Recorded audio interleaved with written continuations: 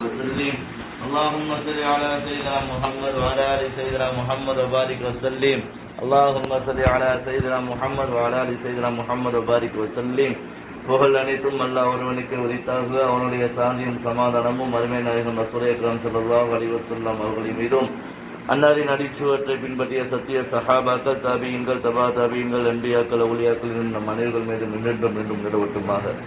கண்ணியமிக்க அல்லாஹ்வின் நல்லடியார்களே, அல்லாஹ் சுப்ஹானஹு வ தஆலா ஒரு மகத்துவம் மிக்க ஒரு நாளில் நம்மளை எல்லாம் இங்கு ஒன்று சேர்த்திருக்கின்றான். அல்லாஹ் எப்படி ஒன்று சேர்த்திருக்கின்றானோ அதே போன்ற மறுமையிலும் வல்ல ரஹ்மான மனிதர்களையும் ஒன்று சேர்ப்பானார். கண்ணியமிக்க உஸ்தாதுகளே, நிர்வாகிகளே, நம்மளுடைய அழைப்பை ஏற்று வருகை தந்த உலமாக்களே, பெரியவர்களே, தாய்மார்களே, அல்லாஹ் சுப்ஹானஹு வ தஆலா உங்கள் அனைவருக்கும் இஸ்லாத்தின் காணிக்கையை தெரிவித்துக் கொண்டு என்னுடைய உரையை ஆரம்பம் செய்கின்றேன். அஸ்ஸலாமு அலைக்கும் வரஹ்மத்துல்லாஹி வ பரகாத்துஹு. கண்ணியமிக்க அல்லாஹ்வின் நல்லடியார்களே, மாணவர்கள் நன்றாக பைத் படித்தார்கள். மாணவர்களுடைய இல்மு எப்படிப்பட்டது என்றால், அல்லாஹ்வுடைய கிருபையில் இங்கே இருக்கக்கூடிய ஒவ்வொரு மாணவர்களும் அவர்களுக்கு கொடுக்கப்பட்ட ஒரு அமானிதமான ஒரு கல்வியை சரியான முறையில் பயின்று இங்கே அமல் செய்கிறார்கள். இந்த ஊருக்கு சென்றாலும் அங்கே ஊரிலும் போயும் அவர்கள் அமல் செய்வார்கள்.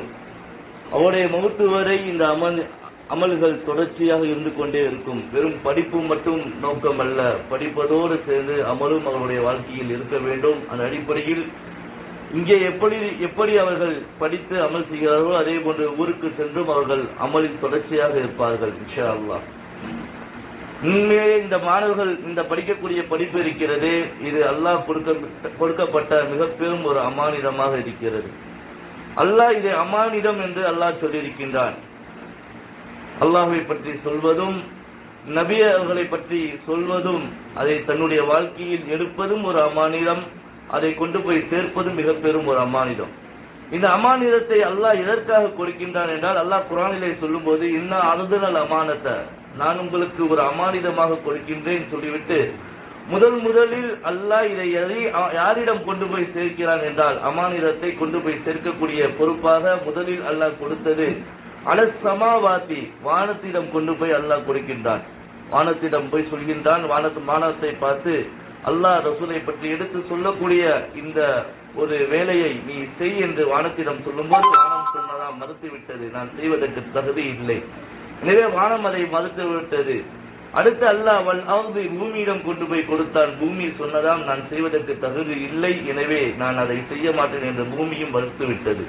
ஒரு ஜிபாலி, மலையிடம் கொண்டு போய் அல்லாஹ் கொடுத்தான். நீ அல்லாஹ் ரசூலை பற்றி எடுத்து சொல்லு என்று சொல்லும் பொழுது மலையும் சொன்னதாம் நான் செய்வதற்கு தகுதி இல்லை என்று மலையும் வேண்டாம் என்று சொல்லிவிட்டது.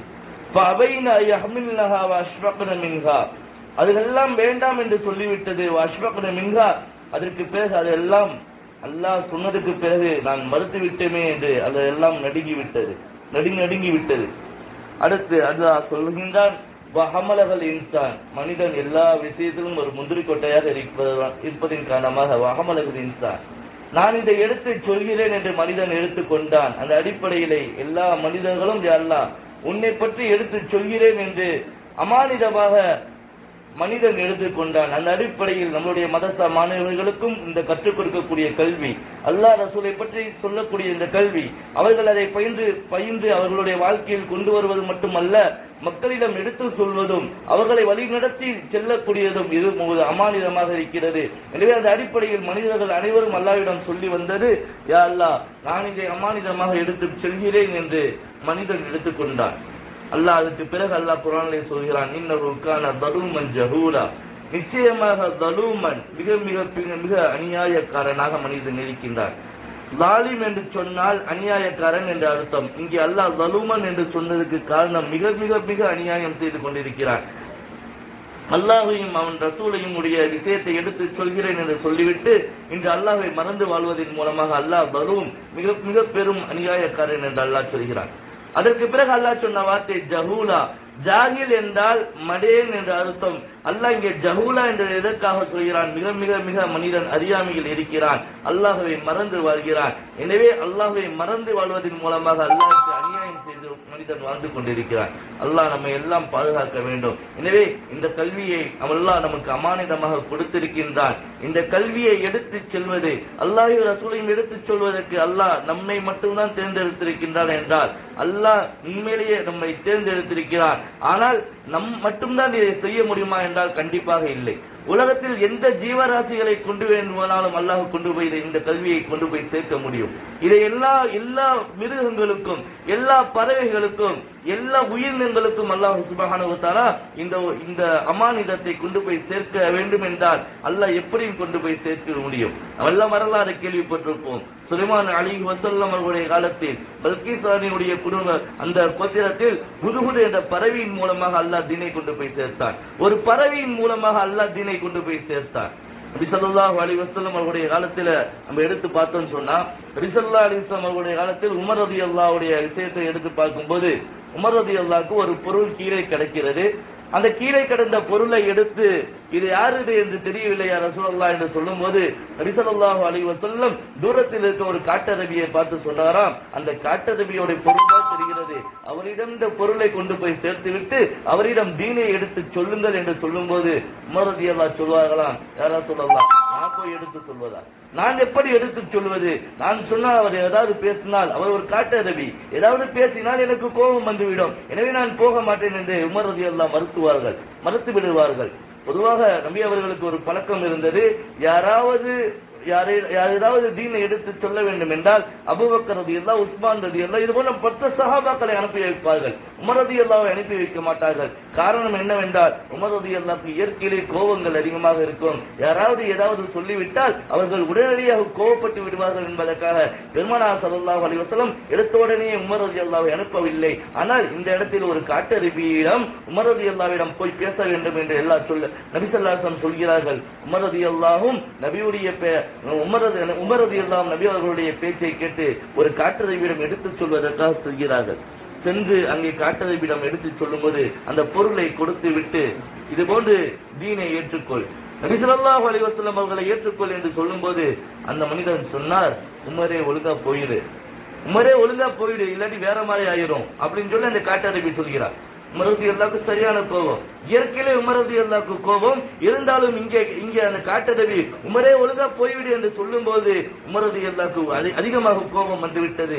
பிறகு நபி ஸல்லல்லாஹு அலைஹி வஸல்லம் அவரை பார்த்து சொன்னார்கள், யா ரசூலல்லாஹ் இவன் என்னை பார்த்து திட்டுகிறான், என்னை பார்த்து போய்விடு என்று சொல்கிறான், ரசூலுல்லாஹ் இவன் என்ன செய்ய? உமர் ரலியல்லாஹு ரசூலுல்லாஹ் சொன்னாங்களா, உமரே திரும்பியும் எடுத்து சொல்லு, தீனை எடுத்து திரும்பவும் சொல்லு என்று சொல்லும் பொழுது திரும்பவும் தீனை எடுத்து சொல்கிறார்கள் உமர் ரலியல்லாஹு. அந்த மனிதன் அந்த காட்டரபி சொன்னானா, உமரே ஒழுங்கா போயிரு, இல்லைன்னா என் வாழ் தான் உன்கிட்ட பேசும் அந்த மனிதன் சொன்னான்.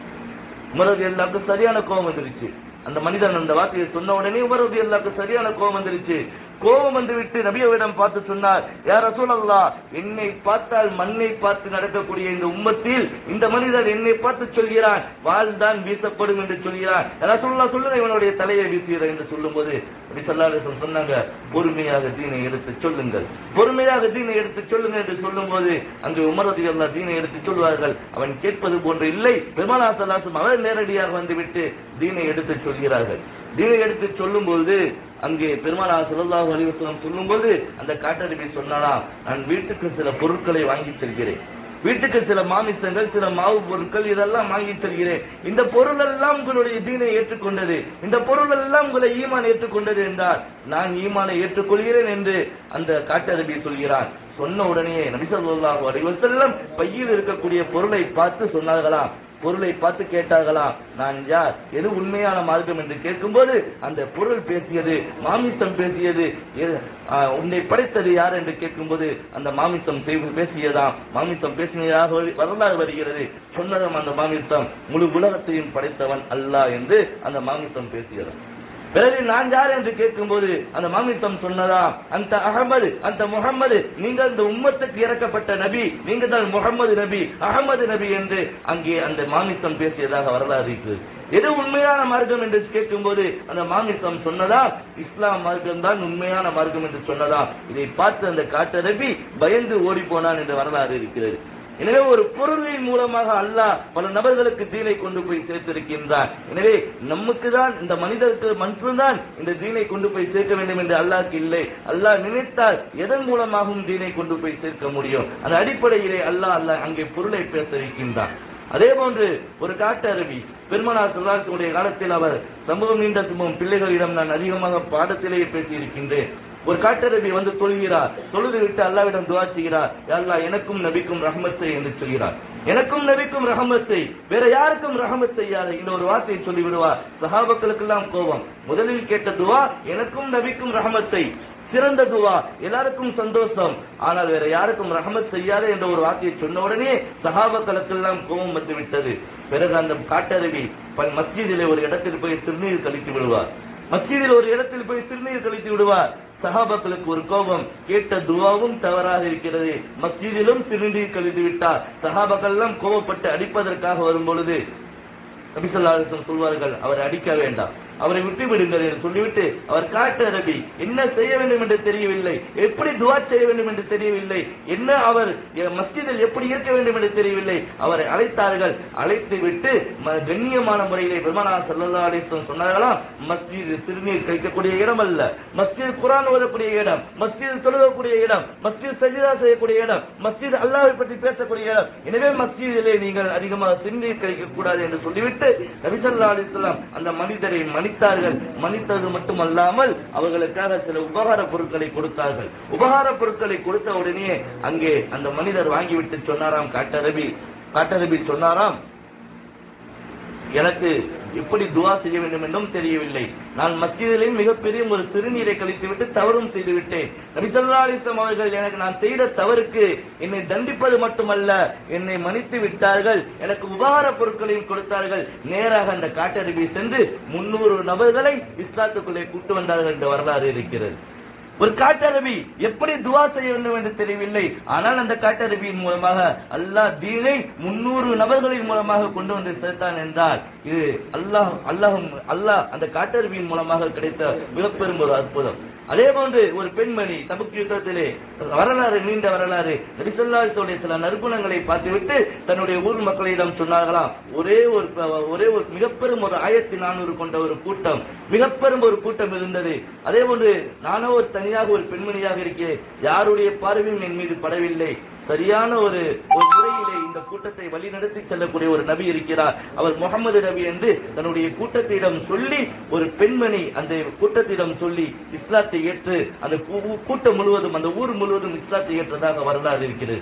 எனவே ஒரு மாமிசத்தின் மூலமாக, ஒரு காட்டரபியின் மூலமாக, ஒரு பெண்ணின் மூலமாக, ஒரு பறவையின் மூலமாக எப்படி வேண்டுமானாலும் அல்லாஹ் தீனை கொண்டு போய் சேர்ப்பார். எனவே அந்த தீனை கொண்டு போய் சேர்க்கக்கூடிய பொறுப்பை அல்லாஹ் மனிதருக்கும் தருகின்றார். மனிதர் மட்டுமல்லாமல் அல்லாஹ் சில நபர்களை பொறுக்கி எடுத்து மதரசாவில் ஓத வைத்து நமக்கு இருக்கக்கூடிய இந்த மாணவிகளுக்கு அல்லாஹ் இந்த தீனை கற்றுக்கொண்டு மக்களிடம் கொண்டு போய் சேர்க்கக்கூடிய ஒரு பொறுப்பை அமானிதமாக அல்லாஹ் கொடுத்திருக்கின்றார். எனவே நமக்கு கிடைக்கப்பட்டுள்ள இந்த கல்வி இருக்கிறது, இது அமானிதமாக இருக்கிறது. இந்த தீன் அமானிதம், அல்லாஹ் ரசூலை பற்றி எடுத்து சொல்லக்கூடியது ஒரு அமானிதம். எனவே அமானிதமாக கொடுக்கப்பட்ட இந்த கல்வியை சரியான முறையிலே கொண்டு போய் சேர்க்க வேண்டும். அப்படிப்பட்ட பாக்கியத்தை வல்ல ரஹ்மான் மனதிற்கும் தந்தல்வானாக. வஆகிரு தஅவானா அல்ஹம்துலில்லாஹி ரப்பில் ஆலமீன். அஸ்ஸலாமு அலைக்கும் வரஹ்மத்துல்லாஹி வபரகாத்துஹு.